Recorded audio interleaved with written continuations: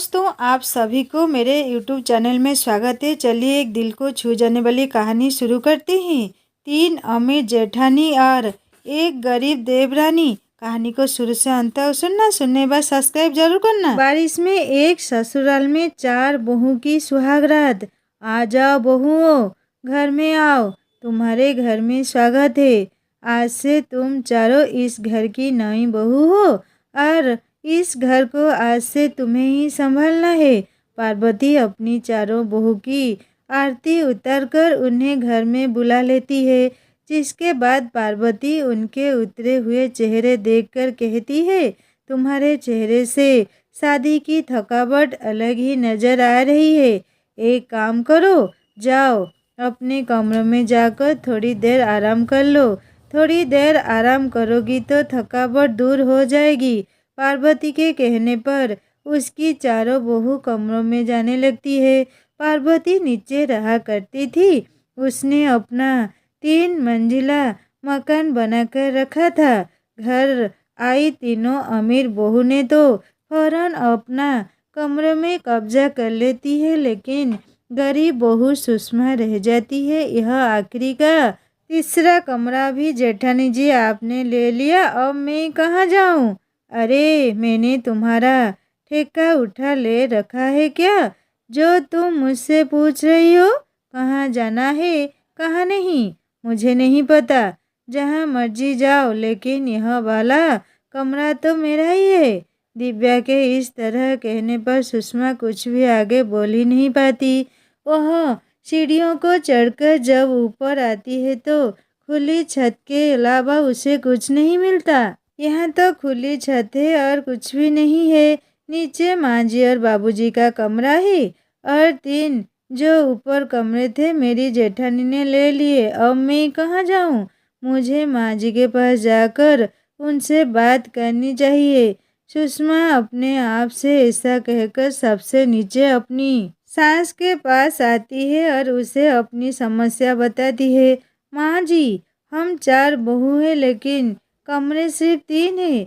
छत पर तो कुछ भी नहीं है और फिर जेठानी जी ने अपने अपने कमरे ले लिए। मैं कहाँ जाऊँ? मेरे पास सोने की कोई जगह नहीं है। देखो बहू, नीचे तो मैं और तुम्हारे बाबूजी रहते हैं। यह तो मैं तुम्हें नहीं दे सकती रहने के लिए, लेकिन ऊपर 3 कमरे हैं। अपनी जेठानी से बात करो और कुछ दिनों के लिए एडजस्ट कर लो। दरअसल बात यह है कि जितना भी पैसा था सारा शादियों में लग गया और अभी एक कमरा बनवाने के लिए मेरे पास 1 फूटी कौड़ी नहीं है। कुछ दिन तुम्हें एडजस्ट करना पड़ेगा। ठीक है माँ जी, जैसा आप कहें। सुषमा ऐसे बोलने के बाद पहली मंजिल पर अपनी सबसे बड़ी जेठानी के पास जाती है और उसका दरवाज़ा खटखटाना शुरू करती है। जेठानी जी दरवाज़ा खोलो, मुझे आपकी मदद की ज़रूरत है। दरवाज़ा खोलो जेठानी जी। अरे कौन सी मौत आ गई है तुम्हें जो तुम मेरा दरवाज़ा बजा रही हो? इतनी ज़ोर ज़ोर से क्या बात है? बोलो जल्दी जल्दी। जेठानी जी, मेरे पास कोई कमरा ही नहीं है। माँ जी ने कहा है कि अपनी जेठानी के कमरे में जाकर सो जा, मैं आपके कमरे में आकर सो जाऊं? मैं भी बहुत थकी हुई हूँ। अरे पागल हो गई हो क्या? अगर तुम मेरे कमरों में सोगी तो मैं कहाँ जाकर अपनी सुहागरात मनाऊंगी? मैं और मेरा पति कमरे में हैं। जाओ तुम किसी और के पास चली जाओ। प्रेरणा ऐसा कहकर सुषमा को अपने दरवाजे से भगा देती है, जिसके बाद बेचारी सुषमा दूसरी मंजिल पर जाकर अपनी जेठानी का दरवाज़ा बजाती है। जेठानी जी दरवाज़ा खोलो, मुझे आपकी मदद की ज़रूरत है। जेठानी जी, हाँ जल्दी बोलो, क्या लेने आई हो मेरे पास? ज़्यादा वक्त नहीं है मेरे पास, जल्दी जल्दी बोलो। जेठानी जी, दरअसल बात यह है कि मेरे पास कोई भी कमरा नहीं है। सबसे ऊपर जेठानी जी ने भी मुझे अपने कमरे में आने नहीं दिया और नीचे वाली जेठानी जी ने भी मुझे अपने कमरे में नहीं आने दिया। आप मुझे अपने कमरे में थोड़ी देर आराम कर लेने दीजिए। गरीब होने के साथ साथ अपनी गरीबी के चलते अपना दिमाग भी खो बैठी हो क्या?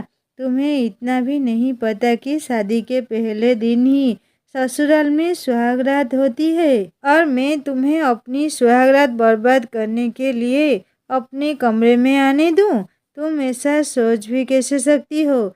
जाओ, चली जाओ। इस दिन का तो मैंने पता नहीं कब से इंतजार किया था। इस पल को मैं तुम्हारी वजह से बर्बाद नहीं होने दे सकती। इतना बोलकर दीपिका भी जोर से उसके मुंह पर ही दरवाजा बंद कर देती है। बेचारी सुषमा की आंखों में आंसू आ जाती है और उसे कुछ समझ नहीं आता। अब सोने का तो समय हो ही गया था। बेचारी सुषमा अपनी रजाई बिस्तर लेकर छत पर आ जाती है और अपना बिस्तर कर लेती है, जहां उसका पति मोहित भी आ जाता है। मैं जानता हूँ तुम्हें अपने ससुराल में पहले दिन बहुत परेशानी हो रही होगी, लेकिन दरअसल बात यह है मैं घर का छोटा बेटा हूँ। इतना कमाता भी नहीं हूँ। मैंने ज़्यादा कुछ खास अपने माता पिता की शादी में मदद नहीं की। इस समय मेरा हाथ भी बहुत टाइट है, तो मैं अभी कमरा तो नहीं बनवा सकता, लेकिन जैसे ही पैसे आ जाएंगे मैं यहाँ कमरा बनवा दूंगा। कोई बात नहीं जी, मैं आपकी परेशानी को समझ सकती हूँ। आखिर मैं आपकी अर्धांगिनी जो हूँ। और फिर रही बात सुहागरात की, तो जब हमारा कमरा बन जाएगा हम तब बना लेंगे। फिलहाल हम तो जाते हैं। सुषमा ऐसा कहकर आराम से मोहित के साथ सोने की कोशिश करती है, लेकिन बिना पंखे के उन्हें बहुत ज़्यादा गर्मी लगती है। गर्मी के साथ साथ छत पर मच्छर भी बहुत होते हैं। उफ, लगता है आज की रात ये मच्छर हमें सोने नहीं देंगे। मुझे तो सुबह जल्दी काम पर भी जाना है। अगर ऐसे ही रात बीतेगी तो कल काम करना बहुत मुश्किल हो जाएगा। मेरा तो मालिक भी बहुत खड़ूस है। सुषमा से अपने पति मोहित की परेशानी देखी नहीं जाती। छत पर ही कहीं कागज का गत्ता पड़ा हुआ था। वो उसे उठा लेती है और उससे अपने पति मोहित की हवा करती है। आप आराम से सो जाइए, मैं आपकी हवा कर देती हूँ। इससे आपको मच्छर नहीं काटेंगे। सुषमा के हवा करने के चलते मोहित तो सो जाता है, लेकिन पूरी रात बेचारी सुषमा गर्मी के चलते नींद में सो ही नहीं पाती। जैसे ही उसकी पलक झपकती है अचानक से टप टप जोर जोर से बारिश शुरू हो जाती है। हे भगवान, ये क्या? बारिश शुरू हो गई। अब तो हमारे सारे बिस्तर भी गीले हो जाएंगे। मोहित जी, जल्दी से उठ जाइए। देखिए कितनी बारिश हो रही है, हम पूरी तरह भीग जाएंगे। आधी रात में ही सुषमा और मोहित को बिस्तर उठाकर नीचे आना पड़ता है। बारिश के चलते सुषमा अपनी जेठानियों से मदद मांगती है। जेठानी जी, दरवाजा खोलो। देखो बाहर कितनी जोर से बारिश आ रही है। हम छत पर नहीं सो पाएंगे। लगता है तुम्हें हिंदी की भाषा समझ नहीं आती। मुझे बाहर अंग्रेजी में डू नॉट डिस्टर्ब का बोर्ड लगाना होगा। इतनी भी अक्ल नहीं है कि सुहागरात वाले दिन किसी को डिस्टर्ब नहीं करते। सुषमा कुछ कह पाती है। दीपिका इतना बोलते ही दरवाज़ा बंद कर देती है, जिसके बाद सुषमा एक मंजिल और उतरकर नीचे आती है। जेठानी जी, दरवाज़ा खोलो। जेठानी जी, हमें अंदर आने दो। अब क्या होगा? ओहो, तुम्हें क्यों परेशान कर रही हो रात में? और इतनी रात में कोई किसी को परेशान करता है क्या? तुमने तो हमारी सुहागरात भी बिगाड़ दी। जेठानी जी, मेरी बात को समझने की कोशिश कीजिए। बाहर बहुत ज़ोरों से बारिश हो रही है। छत पर हम सो नहीं पाएंगे। हमें कमरे में आने दीजिए। उफ, एक तो मुंह उठाकर इस ससुराल में आ गई हूँ। पहले ही यह देखना था कि तुम्हारे पति के पास एक कमरा है या नहीं। हमारे पतियों ने तो हमें पहले ही बता दिया था कि उनके पास कमरे हैं और अब जब परेशानी आ रही है तो हमारा दरवाज़ा बजाकर हमें डिस्टर्ब कर रही हो। प्रेरणा यह सब बोलकर दरवाज़ा बंद कर लेती है। मोहित को यह सुनकर बहुत बुरा लगता है। कोई बात नहीं जी, अभी एक जेठानी जी रह गई है, क्या पता वो हमें अपने कमरे में आने दे। नहीं सुषमा, अब कहीं जाने की ज़रूरत नहीं है। कोई दरवाज़ा नहीं खोलेगा और ना ही कोई हमें अंदर आने देगा। सबकी अपनी अपनी सुहागरात है। हमारी सुहागरात इस बारिश ने बिगाड़ दी। कोई बात नहीं, चलो अभी हम माँ के पास चलते हैं। आधी रात को जब कोई भी उनके लिए अपना दरवाज़ा नहीं खोलता तो वह वापस सबसे नीचे पार्वती के पास आ जाते हैं। वो उनका दरवाज़ा भी नहीं खुलवाते और उनके कमरे के दरवाजे के बाहर ही पूरी रात बैठे हुए गुजारते हैं।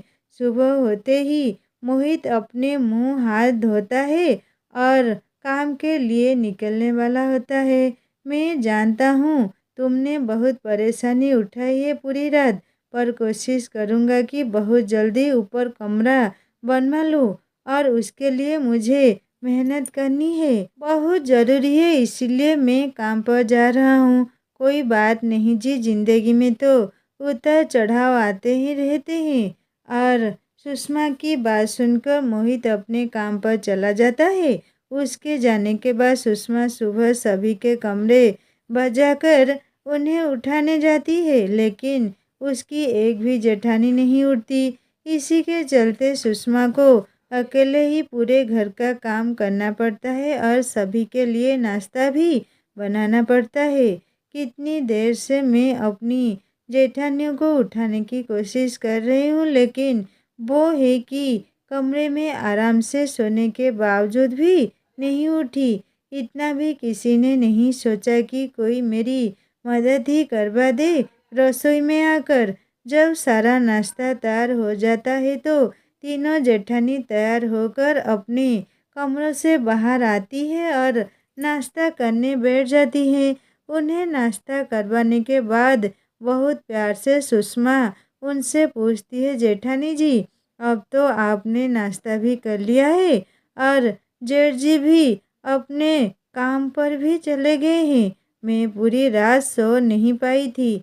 मैं सोच रही हूँ कि अब मैं आपके कमरे में जाकर आराम कर लूँ। यह सुनते ही उसकी तीनों जेठानियाँ उठ खड़ी होती है। तुम जैसी गरीब की जगह कमरे में नहीं, छत पर ही ठीक है। और फिर अगर मैंने तुम्हें अपना कमरा दे दिया तो मैं कहाँ जाऊँगी आराम करने के लिए। अरे मैं तो पूरी रात वैसे भी नहीं सो पाई। सुहाग रात जो थी, मैं तो अभी अपने कमरे में आराम करने जा रही हूँ। सारी मैं अपना कमरा नहीं दे सकती।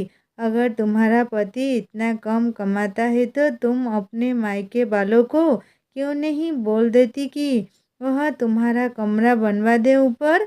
यह बेचारी कहाँ से बोलेंगी। यह तो खुद गरीब परिवार से है। हमारा परिवार एक बार को बनवा भी देता, लेकिन इसके कहाँ बनाने वाले हैं। सुषमा की तीनों जेठानियाँ उसको नीचा दिखाकर अपने कमरों में चली जाती हैं। पार्वती यह सब देखती है लेकिन कुछ कह नहीं पाती। इसी तरह घर के किसी भी काम को हाथ लगाए बिना ही उसकी तीनों अम्मी जेठानी अपने कमरों में जाकर आराम करने लगती हैं और इधर बेचारी सुषमा दोपहर तक का खाना तैयार करके ऊपर छत पर आती है तो देखती है तेज धूप से छत तप रही थी। तब 3 मंजिल के घर में और कुछ भी जगह तो नहीं है। अब मुझे यहीं पर कुछ जुगाड़ लगाना होगा आराम करने के लिए। सुषमा छत के चारों ओर डंडे बांध देती है और अपनी सांस से मांगकर एक प्लास्टिक की तिरपाल लाती है जिसे वह छत के लिए इस्तेमाल करती है। इसी के सहारे थोड़ी सी छाँव हो जाती तो मैं यहाँ पर बिस्तर लगाकर आराम कर लूँगी। जैसे ही प्लास्टिक की तिरपाल बन जाती है, चारों तरफ से छाया हो जाती है। वो अपना बिस्तर करके वही आराम करने की कोशिश कर रही थी, लेकिन तेज धूप के कारण उसे बहुत गर्मी भी लगती है। हे ऊपर वाले, मेरी थोड़ी सी मदद कर दो। पहले ही गर्मी इतनी ज़्यादा है, ऊपर से अब यह धूप भी हो रही है। सुषमा के इतना बोलते ही अचानक से मौसम धीरे धीरे बदलने लगता है। धूप हटने के बाद मौसम ठंडा हो जाता है, लेकिन अचानक ही बारिश भी शुरू हो जाती है। पहले धूप से परेशान थी और अब यह बारिश शुरू हो गई। हे भगवान, तुझे अपनी मदद करने के लिए पुकारा था, तूने तो आफत ही खड़ी कर दी। छत में चारों तरफ से पानी आने लगता है, जिसकी वजह से बेचारी सुषमा के बिस्तर दोबारा से भीग जाते हैं। वो वापस नीचे आ जाती है और सारा दिन नीचे एक कोने में बैठकर बिताती है। शाम को फिर से उसे सभी के लिए चाय नाश्ता बनाने के बाद खाना बनाने की तैयारी में लगना पड़ता है। मैं इतनी ज़्यादा थक गई हूँ कि बस क्या बताऊँ। जब से अपने ससुराल आई हूँ, जरा भी आराम करने के लिए नहीं मिल रहा, और अभी तो मुझे बारिश में भीगते हुए सब्जियां भी लेकर आनी है। सुषमा की जेठानियाँ किसी भी काम को हाथ तक नहीं लगा रही थी।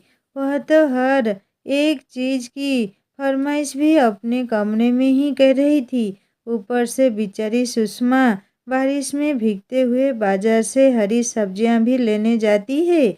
मेरी जेठानियाँ तो घर पर आराम कर रही हैं और यहाँ मैं बारिश में भीगते हुए सब्जियां लेकर आ रही हूँ। घर पहुँचते हुए सुषमा की हालत खराब हो जाती है। वही बारिश और जोर से होने लगती है। घर आते ही सुषमा को हर कोई अपने अपने काम बताने लगता है। अच्छा हुआ तुम आ गई, मुझे तो तुम्हारा ही इंतजार था। जाओ जल्दी से मेरा कमरा साफ कर दो। कमरा तुम बाद में साफ कर देना, लेकिन पहले हम सभी के लिए पकौड़े और चाय बना दो। बारिश में पकौड़े और चाय खाने का मज़ा ही अलग है। जेठानी जी, अभी तो मैं बारिश में भीगते हुए बाजार से सामान लेकर आई हूँ। इतना काम तो आप खुद भी कर सकते हो। हमने जब अपने मायके में ही कोई काम नहीं किया तो यहाँ पर क्या ही करेंगे। तुम्हें ही करना पड़ेगा सारा काम। इस तरह जेठानियों ने उसके ऊपर जरा भी दया नहीं दिखाई। घर के सारे काम और उनकी फरमाइशों को पूरा करने के बाद जब थोड़ी देर बारिश बंद हुई तो सुषमा अपने पति मोहित के साथ छत पर बिस्तर करने जाती है। वैसे तो रोजाना से आज मौसम थोड़ा सा ठीक है, फिर भी परेशानी यह है कि कहीं रात में बारिश ना हो जाए। भगवान की दुआ से बारिश का तो नाम भी मत लीजिए आप। बारिश हो गई तो पूरी रात काली हो जाएगी हमारी, ना तो सोने को मिलेगा ना बैठने को। इस तरह वो छत पर बिस्तर लगाकर सो जाते हैं, लेकिन आधी रात में फिर से बारिश शुरू हो जाती है और चारों तरफ से पानी टपकता है। जिस बात का डर था वही हो गया। मोहित जी जल्दी से उठ जाइए, बारिश हो गई, हमारे सारे बिस्तर भीग जाएंगे। जगह जगह पानी टपकने से चारों तरफ गीला हो जाता है, लेकिन छत का एक कोना सूखा होता है। पूरी रात बेचारी सुषमा और मोहित उसी कोने में बैठे हुए गुजारते हैं। अगले दिन फिर से सुषमा को ही घर के सारे काम करने पड़ते हैं। ऊपर से उसकी जेठानियाँ कभी उससे अपने कपड़े धुलवाती है तो कभी कपड़ों पर प्रेस करवाती है। पूरी रात ना सोने की वजह से मेरी आंखें भी लाल हो रही है, लेकिन मेरी जेठानियों को यह भी दिखाई नहीं देता। कभी इनके कपड़े धुले हुए चाहिए होते हैं तो कभी प्रेस करके दो। सुषमा कपड़े प्रेस करने के बाद बारिश में भीगते हुए बाजार से सब्जी लेने जाती है। आते वक्त एक सस्ता वाले कुछ लोगों का अपनी लिस्ट में नाम लिख रहे होते हैं। वहाँ पर इतनी भीड़ क्यों लग रही है? आखिर वहाँ क्या हो रहा है? सरकार द्वारा एक संस्था जारी की गई है, गरीब लोगों के लिए मुफ्त में फ्लैट निकाले जा रहे हैं। तुम भी अपना नाम लिखवा लो। अगर तुम्हें फ्लैट चाहिए तो यह सब तो फ्लर्ट वाली बातें होती है। ऐसा कुछ नहीं होता। मुझे यहाँ से चलना चाहिए, नहीं तो रात के खाने में लेट हो जाएगा। बेचारी सुषमा ऐसा सोचकर वहाँ से जा रही होती है, लेकिन अचानक से उसके मन का ख्याल बदल जाता है। क्या पता यह सब सच हो। अगर यह सच हुआ तो हमारे पास रहने की जगह नहीं है। कल को हमारे पास भी रहने के लिए जगह हो जाएगी। मुझे अपना नाम लिखवा लेना चाहिए। इस तरह मन का विचार बदलते ही सुषमा अपना नाम भी लिखवाती है, जिसमें पर्ची कटवाने के उसे 50 रुपये देने पड़ते हैं। घर आने के बाद जब उसकी जेठानियों के सामान में बचे हुए 50 रुपये कम होते हैं तो उसकी जेठानियाँ उसके ऊपर चिल्लाना शुरू कर देती है। अरे बाकी के पैसे कहाँ है? इसमें 50 रुपया कम है। कहीं 50 रुपया तूने अपने पास रख तो नहीं लिए? हे भगवान, देख रहे हो, यह तो गरीब होने के साथ साथ चोरी भी निकली। और थोड़ी बहुत शर्म है या नहीं? अगर पैसों की ज़रूरत थी तो हमसे मांग लेती। ऐसे चोरी करने की क्या ज़रूरत थी? मुझे माफ़ कर दीजिए जेठानी जी, मैंने चोरी नहीं की। मैंने पैसे सही जगह लगाए हैं। मुझे आपसे पूछ कर लेने चाहिए थे, लेकिन मौका ही नहीं था। मैं आपको पैसे लौटा दूंगी, वादा करती हूँ। सुषमा की बात पर कोई ध्यान नहीं देता। उसकी तीनों जेठानियाँ उसे जली कटी बातें सुनाकर अपने कमरे में चली जाती हैं।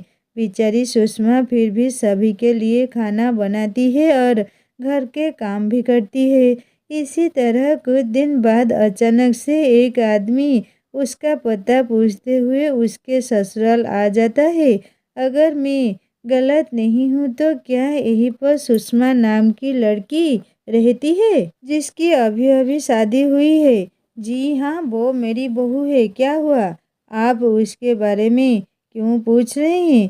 तभी वहाँ पर सुषमा आ जाती है, जिसे देखते ही चमन मुस्कुराते हुए कहता है, अरे सुषमा जी, आपको मुबारक हो। आपको सरकार द्वारा बहुत बड़ा फ्लैट दिया गया है, जिसमें 2 कमरे हैं, एसी भी लगा है। आपने गरीबों की संस्था में अप्लाई किया था। भगवान की कृपा से उसमें आपका नाम भी आ गया है।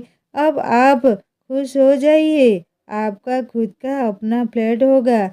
यह सुनते ही सुषमा बहुत ज़्यादा खुश हो जाती है। उसकी खुशी का ठिकाना ही नहीं था। इतने समय से वह जो बारिश के चलते परेशानियां उठा रही थी, अब उसे वह परेशानियां नहीं उठानी पड़ेगी।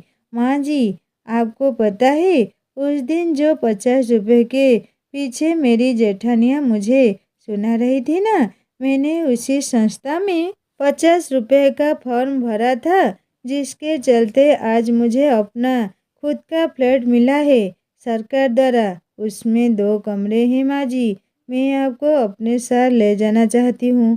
क्या आप मेरे साथ चलोगी? हाँ बहू, क्यों नहीं चलूँगी, ज़रूर चलूँगी। जहाँ पार्वती और सुषमा बहुत खुश थी, वहीं पर घर की तीनों अमीर बहुएं मुंह बना रही थी। इधर सुषमा अपनी सास और अपने पति के साथ आलीशान फ्लैट में आकर रहने लगती है। देखा आपने मोहित जी, भगवान की नज़र हर इंसान के ऊपर होती है। आज भगवान की कृपा से हमारे पास खुद का फ्लैट है, जिसमें हम आराम से रह सकते हैं और कोई दिक्कत परेशानी भी नहीं है। हाँ हाँ, तुमने बिल्कुल सही कहा। अब तो हम अपनी सुहागरात भी मना सकते हैं।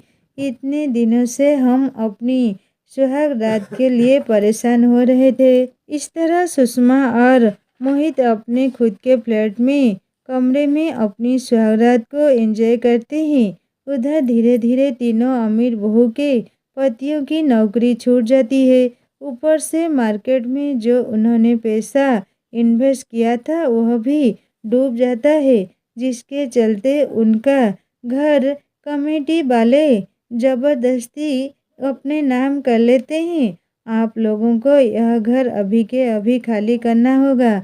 जब तक आप मार्केट का पैसा चुका नहीं देते तब तक इस घर में रहने का आपको कोई अधिकार नहीं है। अपना सामान लो और यहाँ से चले जाओ। तीनों अमीर जेठानी अपना सामान लेती है और अपने पतियों के साथ सड़क पर आ जाती है। चलते चलते वह उन्हीं सरकारी फ्लैट के सामने आ जाते हैं और बारिश में भीग रही होती है जहाँ पर सुषमा को सरकार द्वारा फ्लैट मिला था। उसी वक्त सुषमा अपनी बालकनी से चाय पीते हुए नीचे देख रही होती है तो उसकी नज़र उसकी जेठानियों के ऊपर पड़ती है। मुझे तो यकीन ही नहीं हो रहा कि यह तो मेरी तीनों अम्मी जेठानियाँ हैं, लेकिन यह वहाँ पर बारिश में क्यों भीग रहे हैं? मुझे जाकर इनसे मिलना चाहिए। सुषमा जब बारिश में छाता लेकर उनके पास आती है तो वह तीनों अपनी दुख भरी कहानी उसे बताते हैं, जिसे सुनकर सुषमा को उनके ऊपर दया आ जाती है और वो उन सभी को सामान के साथ अपने फ्लैट में ले आती है। आप सभी इन दोनों कमरों में आराम कर लीजिए। मैं और माँ जी तो बाहर हॉल में भी लेट जाएंगे। सुषमा की यह बात सुनकर तीनों जेठानियों को अपनी गलती का एहसास होता है और वह उससे माफ़ी मांगती हैं। हमें माफ़ कर दो देवरानी जी, हमने आपके साथ बहुत गलत किया। हमें ऐसा नहीं करना चाहिए था। हमने तुम्हारे साथ इतना बुरा बर्ताव किया, उसके बावजूद भी तुम हमारे साथ इतनी अच्छाई कर रही हो। हम इतने ज़्यादा सेल्फिश हो गए थे, तुम्हें एक भी दिन के लिए अपने कमरे में आराम नहीं करने दिया और तुमने तो हमारी परेशानी को देखते ही अपना कमरा छोड़कर हॉल में आ गई। तुम बहुत अच्छी हो। वैसे तो हम लोग माफ़ी मांगने के लायक नहीं हैं, फिर भी हो सके तो हमें माफ़ कर देना।